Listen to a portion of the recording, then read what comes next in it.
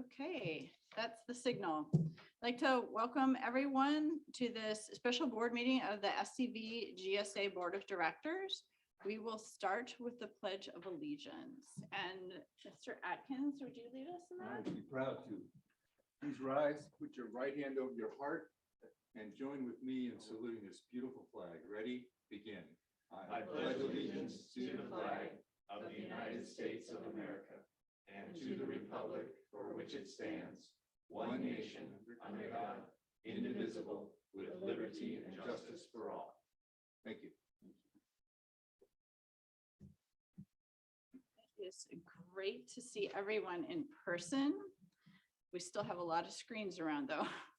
This meeting is being recorded. Please note that audio and presentation materials may also be available to the public, or it says will be available to the public on the SCV GSA website. We will use the following procedure for approving items and taking public comment. I will introduce each agenda item. Staff will present. I will ask for public comment. I will then ask for discussion and questions from board members. Please raise your hands, and we don't have the little electronic hands today, so raise your hand or nod at me. Once concluded, I will ask for a motion and a second, and then the board secretary will roll call the votes. At this time, I will pass to the board secretary to do roll call. When I call your name, please respond by saying present. Director Atkins, Present. Director Cooper, Present. Director Gibbs, Director Martin, Present. Director Natoli, Present. Vice President Biden, and Present. President Gusai. Here. Thank you. We have a quorum.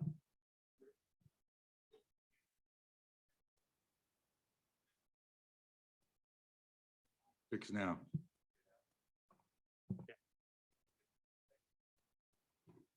Right, the first agenda item is public comment on non-agenda items. Is there any public comment on non-agenda items?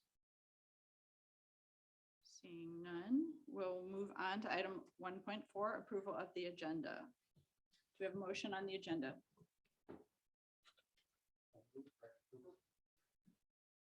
Director Natoli, second.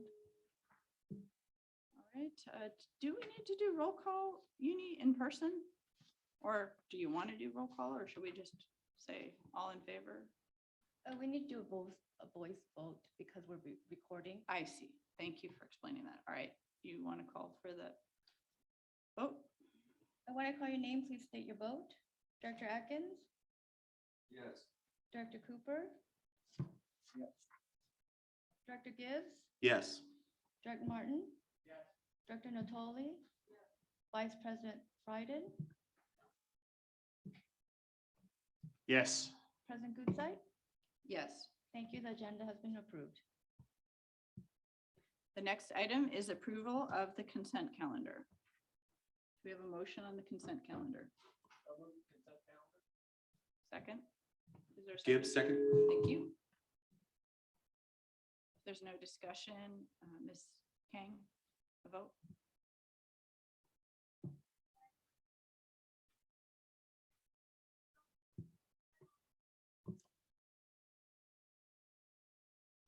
Thank you.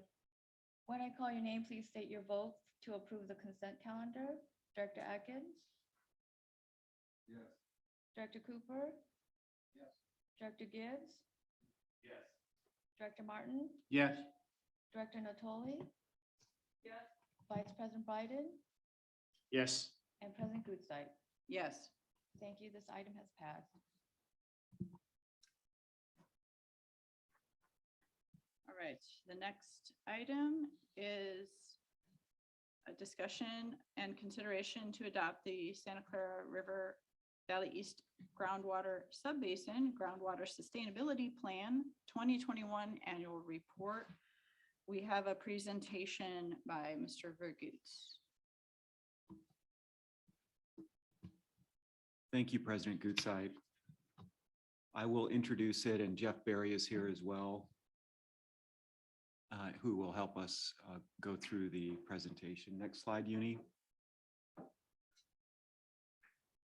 So as you know, these reports are required by the regulation. That's one of the reasons why we do them. But a good benefit of the reports is that it provides a regular update to your board and stakeholders about the basin conditions. We're here with a completed GSP through a lot of effort with stakeholders and your board, and we'll be providing this report to the Department of Water Resources with your board's adoptions. It has multiple sections in it relating to basin conditions and sustainability and implementation, and Jeff will go through those in a little bit more detail. Next, Uni. So, number of requirements for these reports.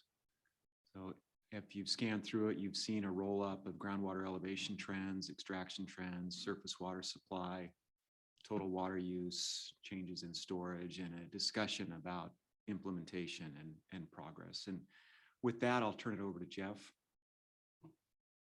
Thanks, everybody. Great to see you in 3 dimensions after so long. Appreciate being here.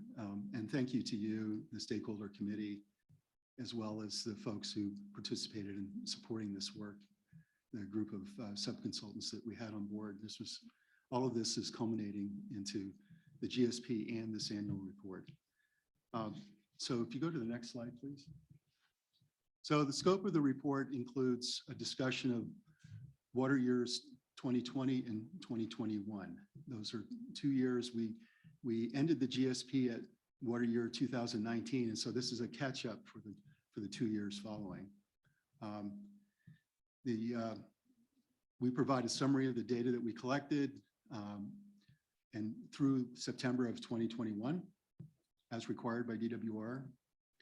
And then we also describe the progress toward implementing the plan. Next slide. So we have information in the report, the annual report on basin setting. One of the key aspects is what's been going on with rainfall, which is a key element to the supply in this basin. This plot happens to show the plot of what we call cumulative departure from mean rainfall. And you can see that when the lines are going down, when the slopes are downward, that means we've been not recovering rainfall. We've had less recharge relative to average. Okay, and so you can see in the last couple of years there was kind of a leveling off, but and frankly, the recent rain we had is not captured in this annual report. So it'll show up in the next annual report. We'll see what effect it had. Next slide, please. There's been a lot of monitoring that's been conducted in accordance with the GSP. You can see on this particular slide, I know it's hard to see, so I'm not gonna dwell on it, but you know, we're presenting all the locations where groundwater monitoring is going on, which is quite a few locations, both in the alluvial aquifer and also in the Saugus Formation. There's also presented on this map in the report, you can see which wells that we've identified as representative wells. Those are the wells that DWR has asked us to particularly focus on for setting the sustainability criteria, the minimum thresholds and the measurable objectives. You might remember some of that from the GSP days. So those subset of the wells you see there are the representative wells. Next slide. We've put together, as required by DWR, several groundwater elevation contour maps. These are maps that depict the essentially the water table surface in the case of the alluvium, and then for the Saugus Formation, what that surface looks like, which way is groundwater flowing in both the Saugus and the alluvium. And we're required to do that for 2020 and 2021. Nothing really particularly to report that's new and different or differs from what was presented in the GSP. Next slide. Here's an example of a hydrograph for one of the wells in the alluvium, one of the representative wells. And as you recall, the red line represents what we picked for the minimum threshold. The green line represents the measurable objective. That's the measurable objective is where we'd like to see water levels fluctuate around. It's a target. Whereas the minimum threshold is where we don't want to see water levels drop below that point. So this is just a refresher. And you can see the water levels this example and this well show a recovery relative to the early 2000. There's a lot of variability in water levels, though, I'll say, in the alluvium and in the Saugus, and we've attempted to capture that in the annual report. Next slide. This is an example of a well that is that we're using for monitoring our GDEs, our groundwater dependent ecosystems specifically. And so we're very keyed in on what's going on with water levels in the riparian zone or in the GDE areas that have been identified. Again, the red line representing the minimum threshold, the green representing where we'd like to see water levels fluctuating as a target. You also see in this slide, we've depicted the trigger levels as well, which are kind of early action levels that tell us, hey, before we hit that red line, we need to be evaluating this further. And if it looks like we're going to hit that red line, we better start implementing some management actions. Next slide. This is for the Saugus Aquifer, one of the wells. And again, you can see there's been a downward trend that we've seen, mostly in result of the declining rainfall, but also as a result in recent times where the Saugus was pumped more because of state water curtailment. And but it shows in the recent years it's been in the last, at least this reporting period, relatively stable at this location. But again, I'm not wanting to say that this is the pattern everywhere, but this is an example. Next slide. Per DWR requirements, we have to total up groundwater extractions by water use type. That's what this table represents. It's certainly within the range that we've projected in the past. It's consistent now in the last 2 years, but this is a required element. So we've been utilizing information from meters. Some of it is estimated, but most of it is metered data. So we feel very confident. We know that the total water demand in 2021 was higher than in previous years, in part because of the curtailments in the state water availability. Next slide, please. We've also required to quantify the imported supplies, use of surface water and imported supplies. And you can see here that these are the numbers that we've obtained from SCV Water for the imported supplies that include 2 water banks and 2 water exchange programs as well. We had to capture those in here. And the Yuba Accord, which if you have any questions about that, I'll have to defer because I don't know what that is. Next slide. For total water use, again, we had to compile groundwater extraction plus the imported water use and banked water use into total water use. And we did so by water use category or type. One thing to note is that the imported water use is greater than the municipal groundwater pumping. That's been historically the case, just so that that's clear. But of course, as state water is curtailed, we have to rely more on the local aquifer, predominantly the Saugus. Next slide. Now, you might recall from previous presentations, we talk about this term change in groundwater and storage, okay? That's an important term. And basically, if you think of the basin as a bathtub, when the water level rises, we have more storage in the bathtub than when water levels drop. That's essentially what it is. And so if we see a chronic decline in groundwater and storage, which is commensurate with water levels declines, that's a concern. And so we're required to quantify that both in terms of the annual change in groundwater and storage and also the cumulative change in groundwater and storage. So the annual change is, and we were asked to look at this since 2015 through 2021, range from a positive 32,000 acre feet in 2019 to a negative 25,500 acre feet in 2021. So you can see there's a big fluctuation in the storage. I'll point out that that's not inconsistent with what we've seen in past years. We do see a pretty wide swing. It's to be expected. The key issue is, does the water level recover? Does the storage recover when we have normal rainfall conditions return? Likewise, next slide. The cumulative change in storage.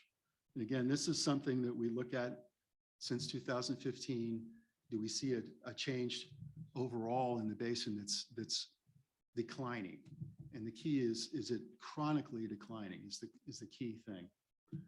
So, you know, what we've seen based on the calculations is it's ranged from positive 4,000 acre feet in 2019 to a minus 30,500 in 2016. So the cumulative change in storage as reflected in the water level plot that I showed has been down in the last several years in the Saugus, in part, mostly, I think, because of less rainfall, but to a lesser extent because we've relied on it more. For the alluvial aquifer, which is where the GDEs are located, it's been pretty stable and actually increasing. Next slide, please. We're required by the rules to show on a map what the changes in storage are, and I'm not going to try to describe this, in part because I can't read those numbers either. They're in the report. But we broke the basin down into these sub areas that you see in different colors. These areas were of significance relative to what's happening hydrologically in those areas, but also in terms of water use and where GDEs are located. So we used the groundwater flow model to help us understand what the change in storage in each of those colored areas, and those are reported in the on this map and also in a table. We nothing on the map or in the table are unusual, especially here for the alluvial aquifer. We see places where the change in storage was actually positive, other places where it's negative, but nothing that shows any chronic change in storage. Next slide. Did the same thing for the Saugus aquifer. Much bigger area. We have fewer data points to rely on that we also have to disclose. You see the area that is to the north half of the basin, that purple area is not utilized for municipal supply. There might be some domestic wells in the Saugus formation up in there, but it's generally north of that fault is not a productive aquifer. South of it in the green, you can see where we've totaled up the change in groundwater and storage. We show the red area up there because it's really only represented by one well, and that's the LA County Water District 36, but we wanted to point that out. Next slide. So, summary of where we stand regarding sustainability. We have, basically we have 6 sustainability indicators, and this slide is just intended to give you a feel for, do we have any issues with any of our sustainability indicators? So first one being groundwater elevations. Do we have any that are exceeding or dropping below our minimum threshold? The answer is no, so that we are in compliance. So the answer is yes in the table. Groundwater and storage, the same thing. Land subsidence with the information we have available, with the limited monitoring that we have, we don't see an issue there with subsidence. We'll talk about it in a minute, what we're planning to do to improve the monitoring for subsidence.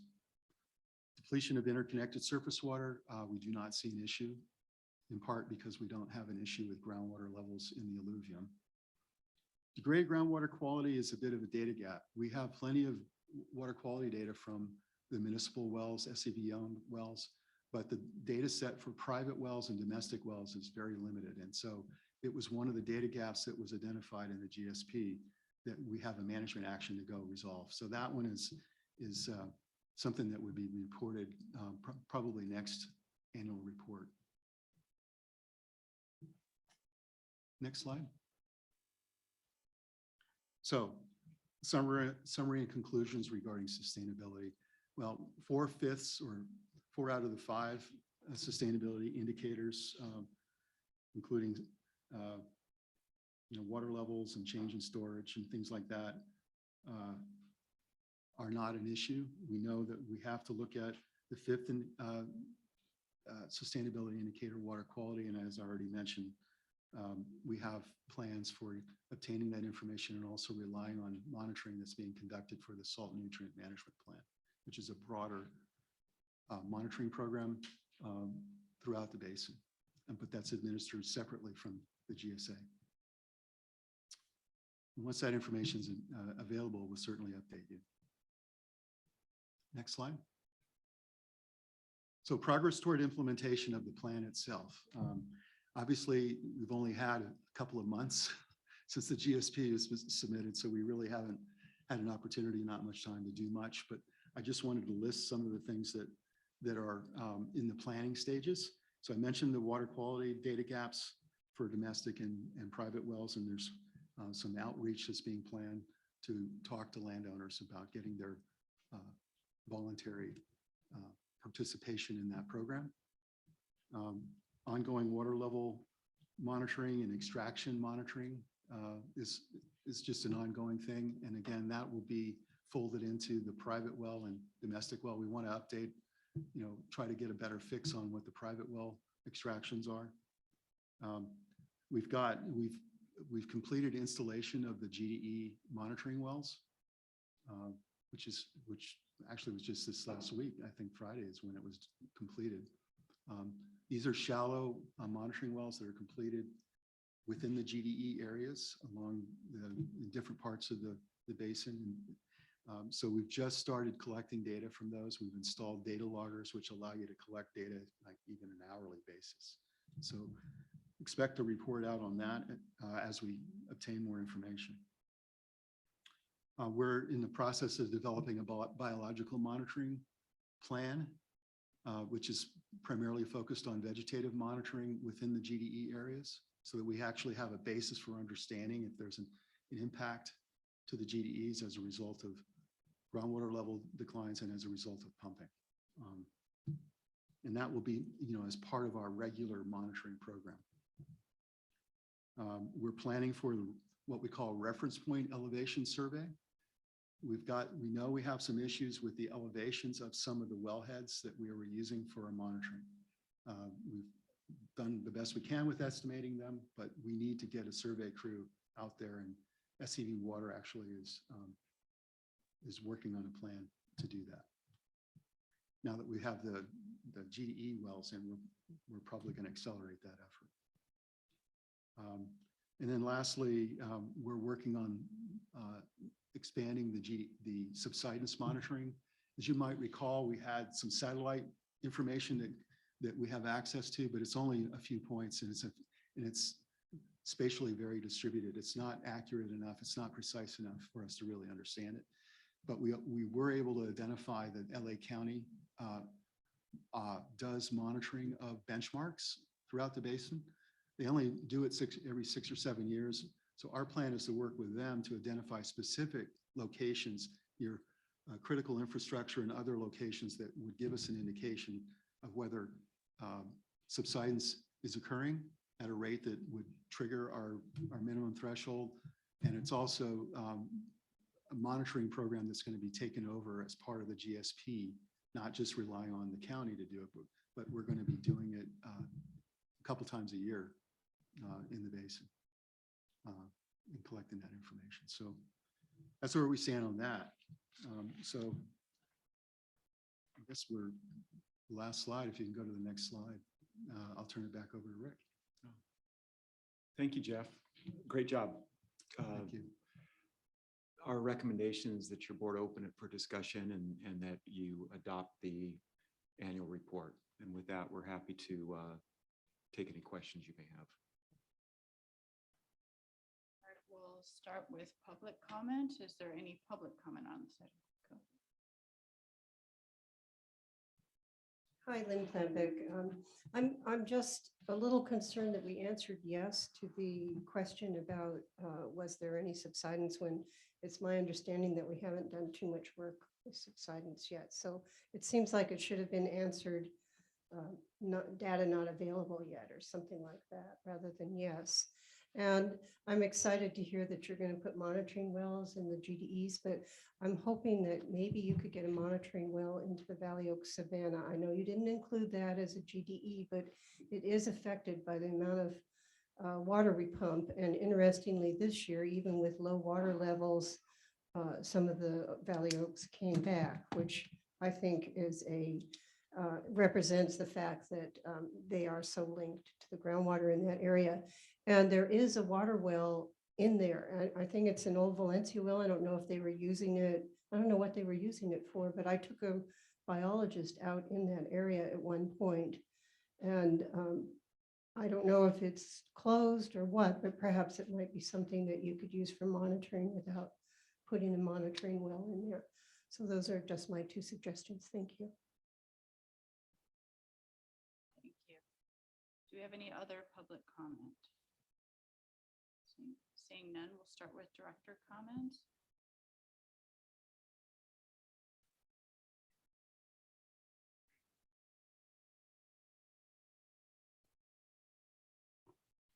Maria, I just had one question, actually. When you talk about a drop in the storage basin, you use the bathtub analogy. Step back, gets rid of the ring. And you use that bathtub analogy. If the water in that basin isn't recovering, is there a certain amount of time before that storage basin actually gets damaged and you hurt the long-term storage ability? I just didn't pick up on that if you mentioned it. Yeah, that's a good question. So the kind of damage that could happen is if we have subsidence as a result of the water dropping and not supporting the geologic material above it. Even below it, you can see that subsidence could occur if water levels drop enough. And that's why we're putting emphasis on improving the subsidence monitoring program. And when you have the subsidence, does that also affect the storage capacity of that basin? It can, yes. Most of the subsidence happens actually in the finer grain sediments, mostly the clays. There's some limited amount in the main water bearing zones, but not that much. Director Cooper.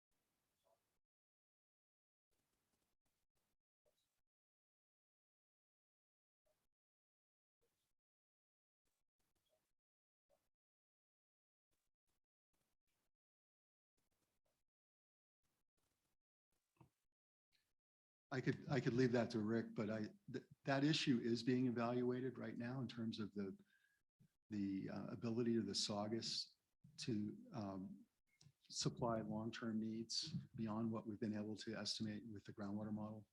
And so there are plans in place that SCV Water is conducting, to evaluate. In terms of the depth, we're talking about 3,000 feet, so it's beyond the depth at which we've been able to touch with wells that are 2,000 to 2,500 feet so far. How much deeper it is, we don't know. I suppose we could do an investigation, but it'd be very expensive to do. Yeah, Director Cooper, I don't have much else to add. We've looked at other study options. During GSP development, we looked at additional monitoring wells, but including evaluating use of extensometers in the future to look at potential for subsidence. And we'll continue to evaluate those, but those aren't budgeted or on the table right now. They're not critical at this point. Could I add something in response to both of your questions, I think? The plan itself set a minimum threshold beyond which change of storage would not go. And that relates to the Saugus water levels also. And that minimum threshold is defined that we don't think that any water level down to that minimum threshold will cause harm. So that's how that was addressed. And that's that, I forget what color line it was on some of the hydrographs that you saw.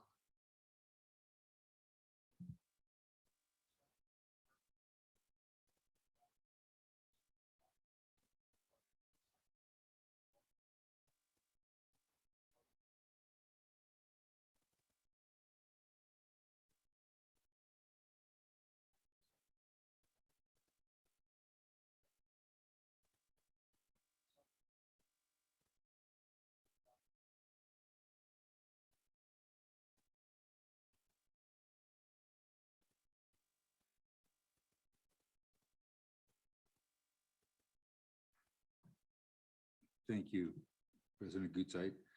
I'm looking at page 16 of the annual report, and I'm reading from the second paragraph. It says available DWR INSAR, second paragraph of 2.5, I'm sorry. Available DWR INSAR land subsidence data indicate a displacement of -1 to 0.1 across the basin. From the end of 2019 to the end of water year 2021, according to land surface elevation measurements collected at the UNAVCO Sky B station, land surface elevation has risen positive displacement by approximately 0.05 feet since June 2019. The data you have, you've described as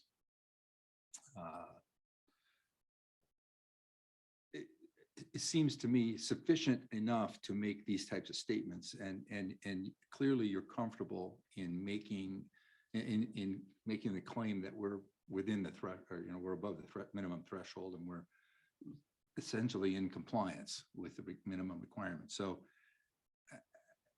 I know there are certain members of the public that are concerned about potential subsidence due to hydrocarbon extraction or groundwater extraction.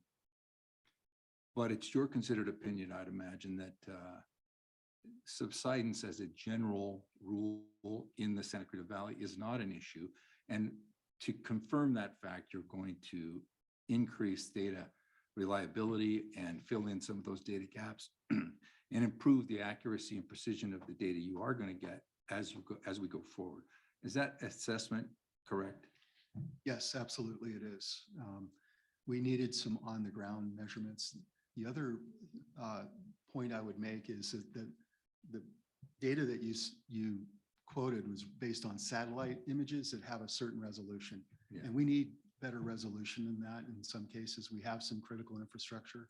So if you get differential settlement that you might not pick up completely from a satellite, we need to be able to see that to the extent it might cause a problem. But I totally agree with you and support that we don't see it as a problem. We haven't seen it as a problem. And as you pointed out, we've even seen places where the land surface elevation has increased. We're in a tectonically active area with lots of faults. And so some places we see that the surface elevation is rising, other places it's declining. And so that's part of the puzzle that we're going to have to figure out, is that those changes like that, to what extent are they caused by pumping, if at all? Do you think it's possible that tectonics are playing a role in that positive displacement? Absolutely. Okay. Yeah, the data we've looked at, it really shows it pretty clearly, that it's continually rising in some places in the basin. Fascinating. Okay, I'll look forward to seeing what you come up with. Thank you. Welcome. Any comments over on this side? Comments or questions, Director Natoli? Thank you, Madam President. I don't know if this question is for Mr. Berry or if it's for Mr. Virgutz or Ms. Martin. When it comes to gathering data on the domestic and private wells, what's the plan for moving forward with that and gathering the data? What do you hope to do moving forward to get the data?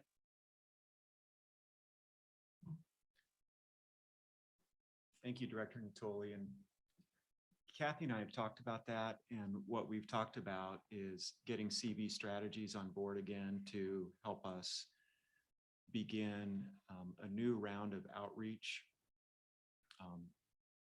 If not this fiscal year, certainly early this coming fiscal year, to possibly do meetings in the different canyon areas, asking private well owners that live in those canyon areas to, come to the meeting and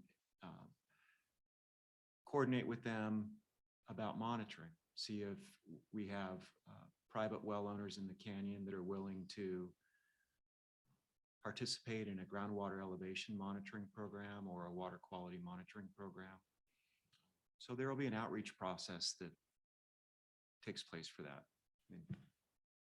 And perhaps even something a little more personal, maybe more door to door, or I don't know. It seems like there could be some perhaps newer novel strategies for contacting folks who aren't used to being contacted. You know, if they have a private or domestic well, let's contact the people who repair those wells and see if we can get an end to folks that way. Just given the response we get from sending out a notice asking people to come to a meeting, it's not always such a high percentage, and it might be helpful if we try some novel approaches. I'm sure CV strategies or regional planning could have perhaps a few ideas on how we could do that. Thank you. That's a great suggestion. Thank you. Thank you. Thank you, Madam President. Director Martin. If I can just add one quick thing to that. We did talk about some of those ideas specifically, knowing that this is a particular group of people. They're very protective of the lifestyle that they have up in the canyons, and we want to be sure that we approach them without them thinking we're trying to, edge in on something or going to add some kind of requirements later on. So we talked about being very careful with language and doing just what you said, like something where we are out there, boots on the ground, and meeting people face to face. Thank you, President GSA. First thing I want to say is to thank Rick and to Jeff and your whole team for the work and effort you've gone through over these many months and even years to bring us to this point. Very remarkable achievement. The information that's in this report is very valuable. I do have a question about relating to water in storage. Yeah, your report now, pardon me if what I'm going to ask you is already in the report and I haven't found it yet, but your report is indicating acre feet fluctuation, both plus and minus, and we can all relate to those numbers well. We know what our water consumption is in the Santa Clara Valley on an annual basis. But I'm wondering, have you developed what that number is as a percentage of water above threshold for the various areas of the basin?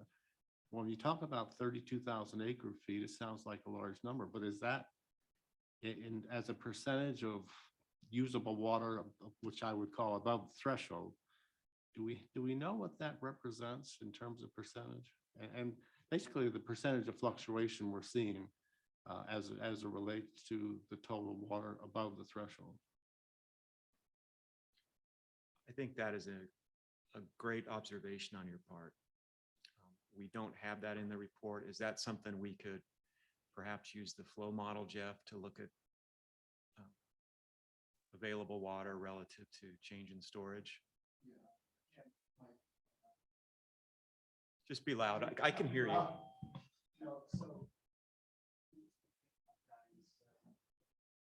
Oh, okay, great. When we look at change in storage, there are a lot of factors that go into that, including what amount of rainfall and stream percolation and other sources of recharge to the aquifer had occurred. So it isn't just about what's in the pore spaces right now. It's actually a function also of how much of those flows actually made it into the aquifer.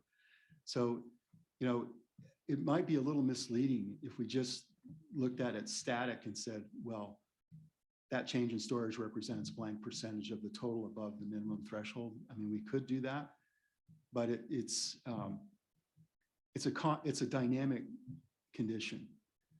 And I think the way to think about it is that change in storage from year to year decreasing, or increasing in a manner that's chronic and giving us an indication that we're continually losing that storage.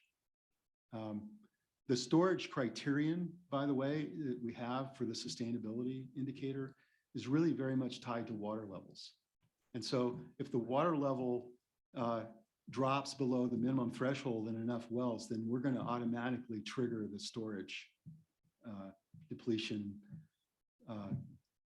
indicator threshold. So that's one thing I would point out. The other one is that we have in the plan is that if the aquifer can no longer produce what we call the sustainable yield that has been established for the aquifers, then that's also a problem. So we have a couple different ways of looking at it beyond just the percentage basis. I don't know if that helps. Yeah, I think it's kind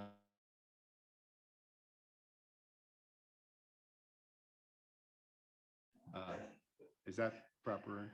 I didn't want to dismiss your idea. No. I think it's a good idea, but it could be a little misleading. I don't mind being dismissed. It happens all the time. So,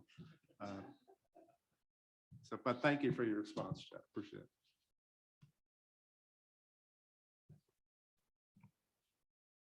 I'll just add briefly that District 36 has reviewed the report. Nothing to Thank you. I just wanted to ask a quick question. Has there been an attempt to determine the contribution from the different tributaries to the Santa Clara? Is there a way to get there? The actual contribution from, say, Bouquet or Creek and so on, and what has happened over the years? Is that an attempt? It's actually built into the groundwater flow model that we have. So at any point in time, we can look at that fairly straightforwardly. And we haven't actually made that a task that we wanted to do, is to look at the change in contribution from each trib, but we could do it. It would be particularly informative if you could go back in time and say, okay, in 1960 it was this, 70 it was that, 80 it was this, you know, from these different tributaries, and just see what has occurred over time, and it would be informative, I would think. And anyway, I just I think so. In seeing that. Yeah, we could do that. I had a couple questions if everybody else has gone. I noticed on your presentation, the water use seemed higher in 2021. Are we still hitting conservation targets?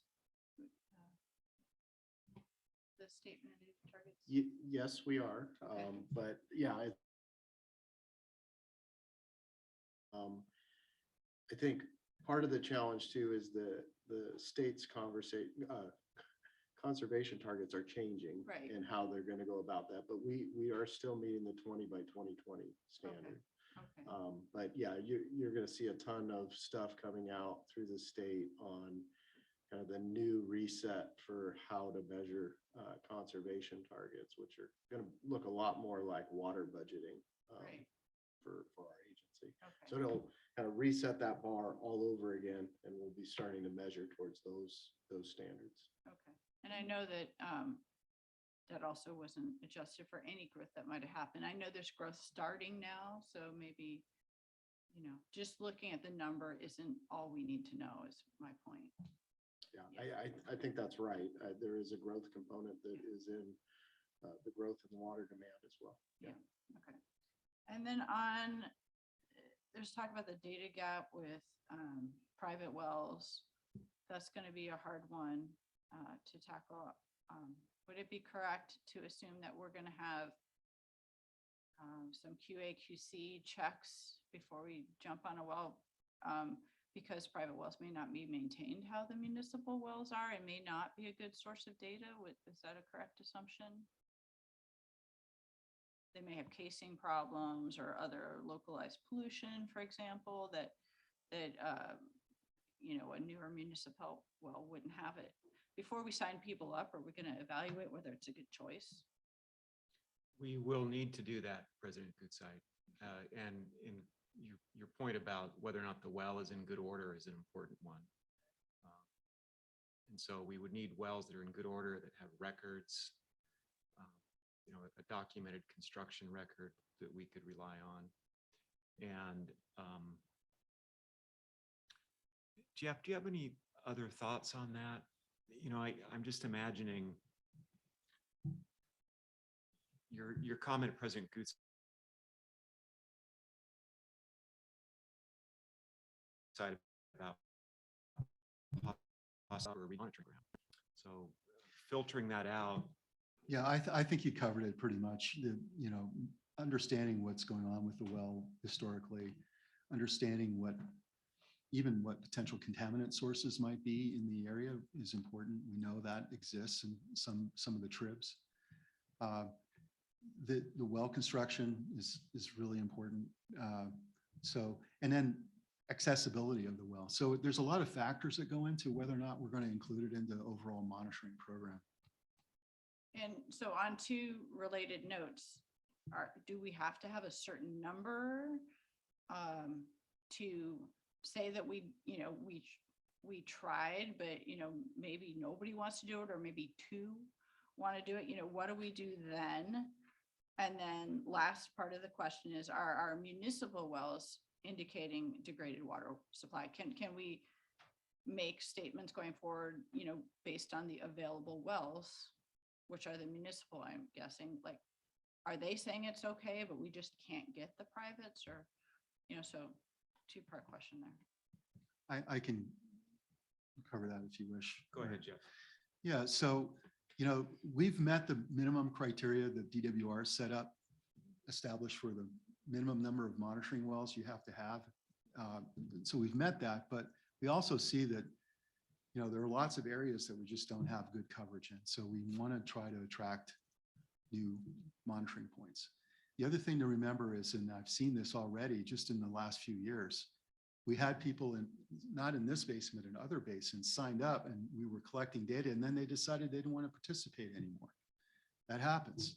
So I'm envisioning over time, over the years, the monitoring plan will be continually updated, and we'll be considering new well locations as new wells are installed. Some people may drop out. I don't think there's any criteria that we have to meet going forward is really the point there.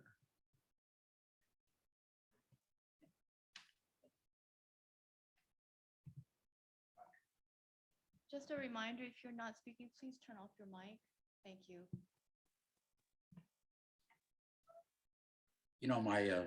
My father was a farmed northeastern Colorado, and the state came along and wanted people in northeastern Colorado to let them use their wells to monitor, see what the aquifer was doing, and let me tell you, people are very reluctant to do that. Farmers would not allow it. People that lived out in the country were not allowing it.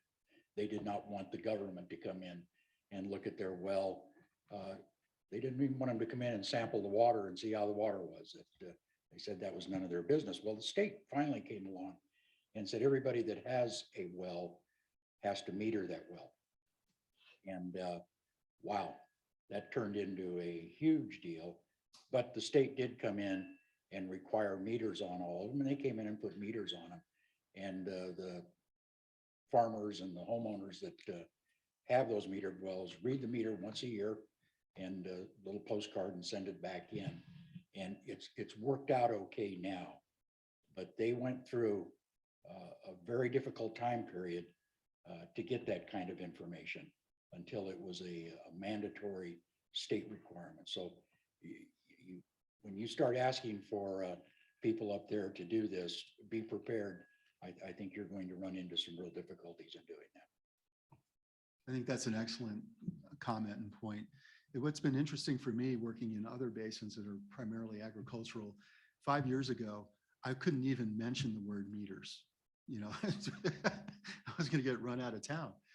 But it's interesting now as people are beginning to understand the importance of being able to measure things.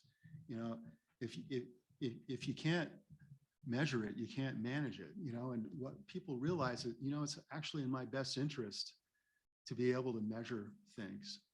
The issue is whether it's public and is it disclosed, which is another factor when it comes to deciding whether it can be part of our database, because it has to be public, right?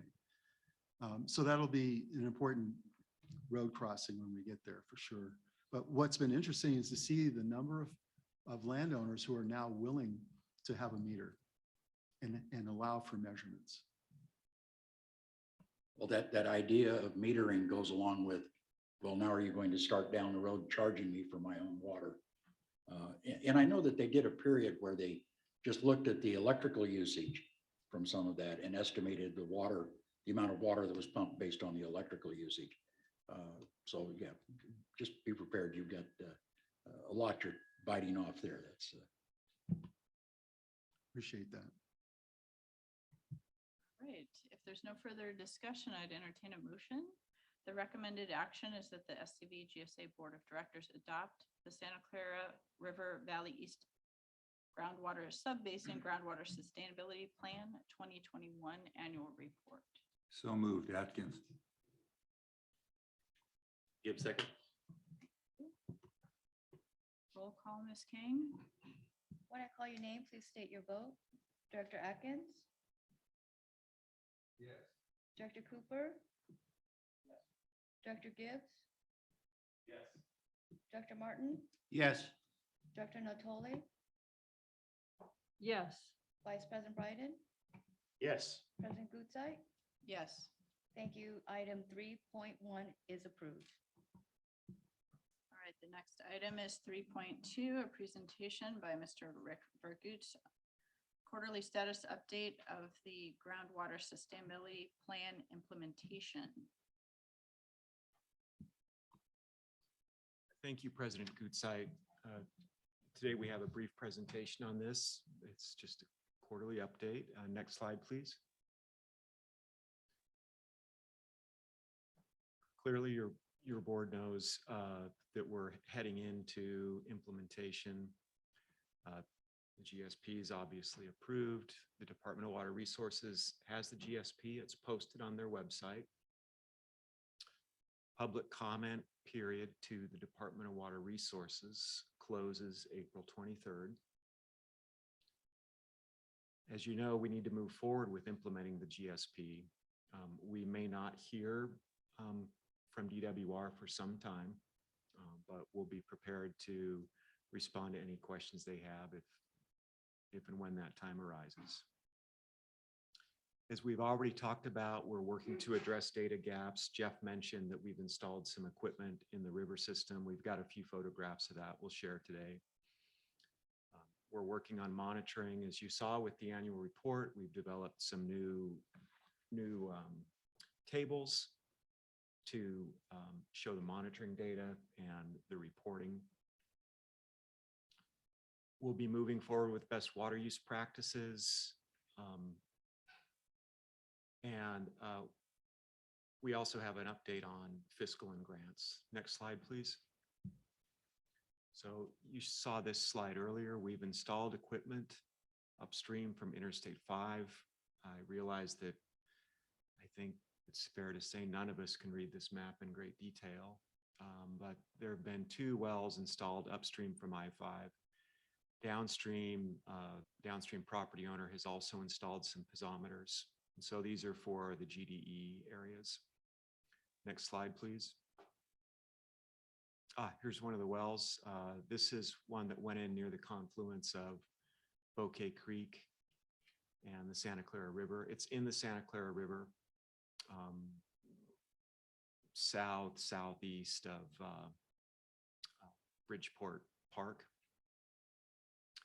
Next slide, please. This is the well. Clearly,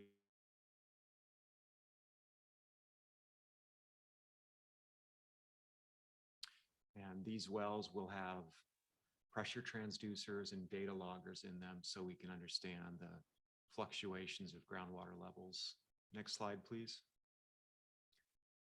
This is a temperature probe going in the same general area. Next slide, please. There is an irrigation box that holds the data logging equipment. Next slide. Upstream from Interstate 5, there's been another shallow well that's been installed. And Jeff, you and I didn't talk ahead of time. recall off the top of your head how deep these went? Sure, yeah, the piezometers are around 25 feet deep, something like that. The temperature probes are 10 feet. And we also got a lot of help from the city in this, both touring the sites ahead of time and helping arrange for access. So we appreciate that. We also walked these sites with Fish and Wildlife ahead of time as well. I'm sorry, did somebody holler something? Okay.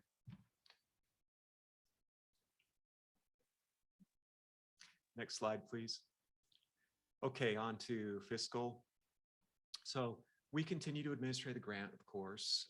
Cheryl Fowler at SCV Water works closely with our consultants and me to make sure we're getting the quarterly reports done and the invoices done. To date, we've received reimbursement, or DWR's authorized reimbursement. I can hear Cheryl in my head saying, it's just authorized, we haven't got it yet, of just over $1 million. And so we're working to maximize that. We also have an item later today about a special board meeting in June for budget adoption. Next slide, please. So looking ahead, board meeting in June, we'll bring to your board the proposed 22-23 budget. As we mentioned in the first presentation today, SCV Water is working with a consultant to finalize the update of the salt and nutrient management plan. When that's done, we'll bring that summary back to your board just so we can complete our discussion about the groundwater quality sustainability indicator. Consultant contracting will be moving forward to fill data gaps and perform outreach. Next slide, please. Challenges, opportunities. We are spending a lot of time looking at the field equipment. We know from the downstream landowner that some of the equipment they installed got affected by the December rains.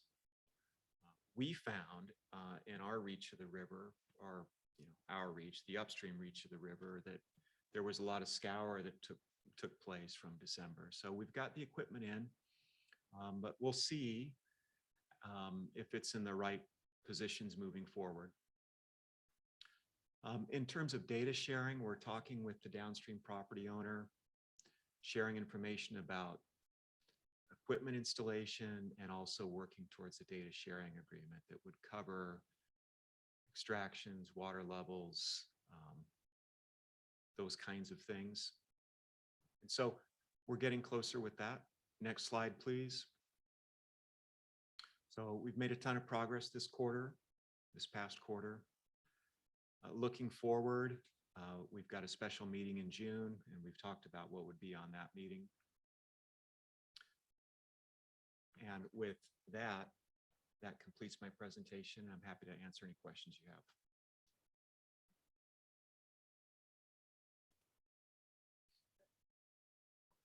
Thank you, Madam President. Mr. Viergoots, on the board memorandum, it mentions a couple of the piezometers where there was a problem with the installation because of the scouring. How is it going with finding new locations for those meters? Well, I can answer that. Upstream with the scouring, we repositioned the location of some of the equipment. Downstream, equipment, the piezometers that were installed, with the exception of one, weathered some of the storm. It looks like one will need to be replaced, and so we'll coordinate with the downstream users on that. But I think looking forward, we'll need to keep learning about whether or not there are particular sections of the river that are less prone or more prone to scouring, and be more strategic with how we install equipment. But it will take some time to learn if there are particular areas that are less prone to scour. All right, thank you. President Gutzeit, before the board continues, would you like to ask for public comment on item 3.2? Thank you for the reminder. Any public comment on this item? Seeing none. Any other director comments? So no action on this item, so it's just for information. Thank you. We'll move on to 3.3, a presentation by Steve Cole on the status of Bouquet Canyon Creek. Thank you, President Gutzeit. Yes, happy to do that. One just follow-on item on Rick's report. You can see there's a timing and board meeting challenge, being that we're having special meetings rather than regular meetings. Already working with Ms. Kang about rescheduling for the next year, a time frame that's going to keep us ahead of the approval of both the annual report, is it going to happen annually, as well as the annual budget approval. So you'll see Uni reaching out to you to try and work on schedules so that next year we'll just have it as a regular board meeting. So just wanted to point that out. Bouquet Creek. So happy to report there's actually things happening on Bouquet Creek. So and by happening, I mean the stakeholders, especially the regulatory agencies in the county.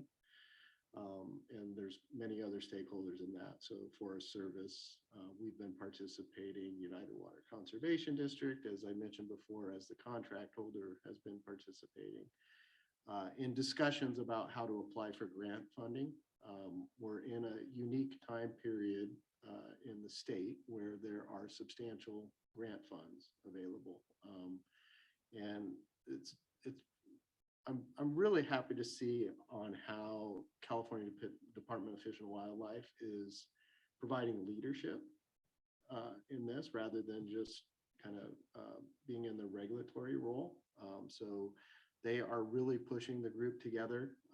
As of last week, the county filed a pre-application for Wildlife Conservation Board funds to do the restoration project. So happy to report that, time will tell on whether those grant funds are received or not, but a lot more discussion, organization. The county is taking a big leadership role in moving forward the project as well. So it's a lot of renewed interest in getting that project moving forward and resolved. We, as SCV Water, is going to be trying to help bring together some federal funding as well. And then there's also been some very preliminary discussions on Measure W funding and possibly accessing some of that. So the idea to bring together kind of a funding portfolio, it's a big project, but it's a project that has a lot of support in the community. If we can bring together a federal, kind of the state, and then a local component of that funding, maybe we'll see that project happen. So we'll see. It still takes a lot of time, right? There's a lot of actual design work that is going to have to be done. County has a consultant that is on board to work through that. But, kind of moving from concept to project delivery is where the effort is being spent, and getting those funds to align with that process. So that's where it's at. Currently, it's still the most recent data that I've seen on the releases from the reservoir is still about half capacity of what should be released down through that canyon.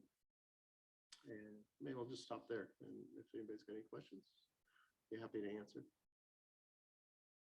Will not forget public comment this time. So is there any public comment on this one? All right. Seeing none, we'll jump to any director comments. Thank you, Mr. Cole.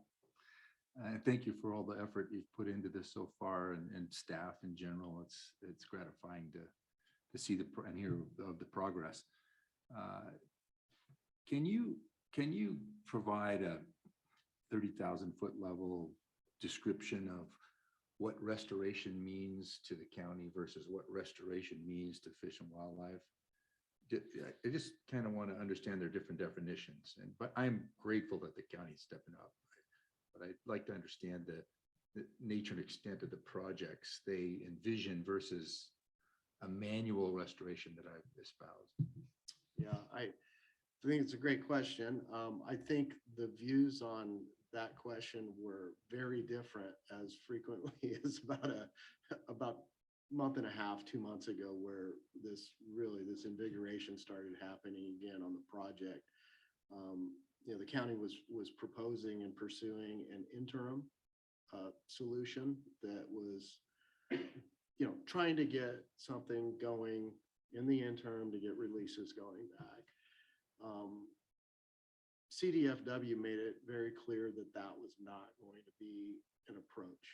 And if that was the approach, then they were going to have to set aside the funds to do the full restoration effort. And so when that communication happened, it happened directly, and this all ties back for the board's interest to the Lackey legislation that ties it to the Endangered Species Act and the restoration component that bill said basically, yes, you can move forward with getting the permits for the project, but it has to include restoration. And that's the bill that CDFW is making sure gets adhered to, I guess, for lack of better words. And so that means restoration. And so that definition of what that means now is getting clearly defined. And so the project that I've seen submitted for the grant, it is the whole length of Bouquet Creek. It wasn't clear to me yet about, there's certain crossings that are clearly defined as improvements on that plan. It wasn't clear to me, like, okay, in between crossing, A and B, there's a lot of creek. What happens in that section of creek? And then there were other areas that were very specifically defined as this is a restoration area, right? That this area is going to be defined that way. So I think it's still yet to be understood and defined what restoration of the whole creek is and will be.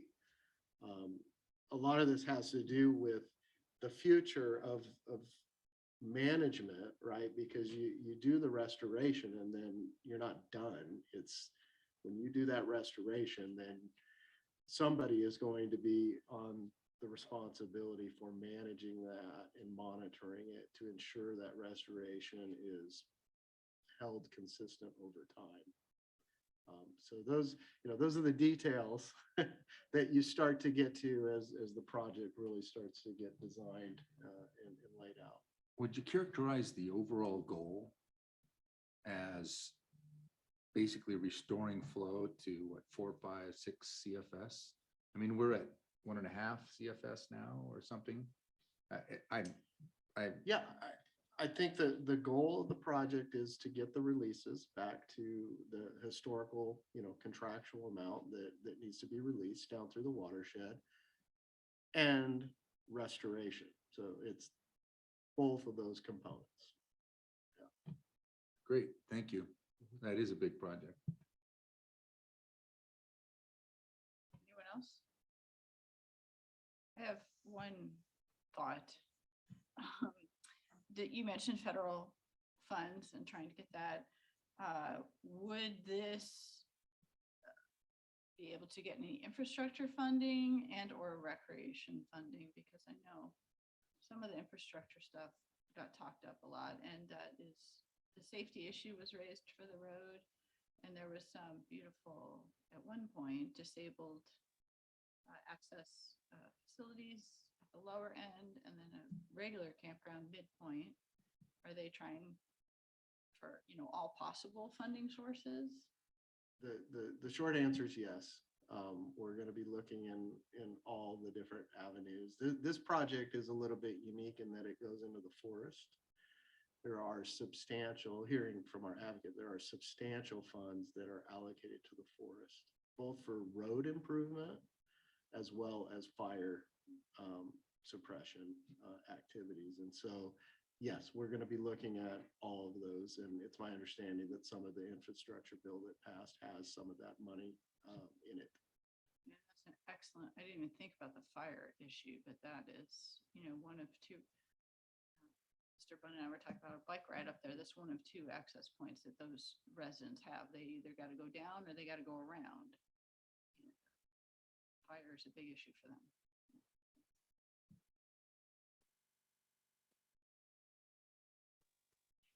All right. Yes, thank you. So that was an informational item and we have no action required on it. The next one is 3.4, presented by Mr. Vergoots, call a special meeting and cancellation of the regular meeting in July. Thank you, President Goodside. And you pretty much summarized the letter here. So our recommendation is that we move forward, that your board moves forward with canceling July and setting the special June meeting. Thank you. Right, any public comment on this item? Seeing none, any director comments? If not, I will take a motion on this. To go to a special meeting and cancel the July meeting. Director Natoli, so moved. Second, Atkins. Can I ask a question? Yes, you can. Do we have a date yet on the June meeting? I'm sorry, I missed that.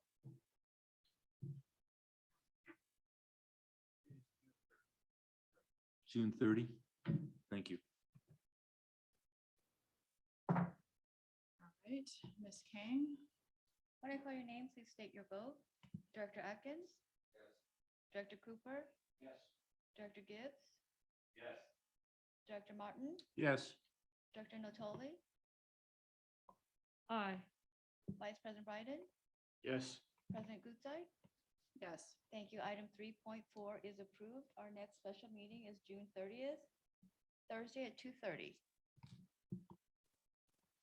Thank you. Do we have any requests for future agenda items? Seeing none. I'd like to continue the saga of OK Creek if we can, please. That's a good saga. Yeah. Yeah. All right. Anyone else? All right, then we will adjourn. Thank you, everyone, for coming in person. May we happily continue to round this bend. Yes.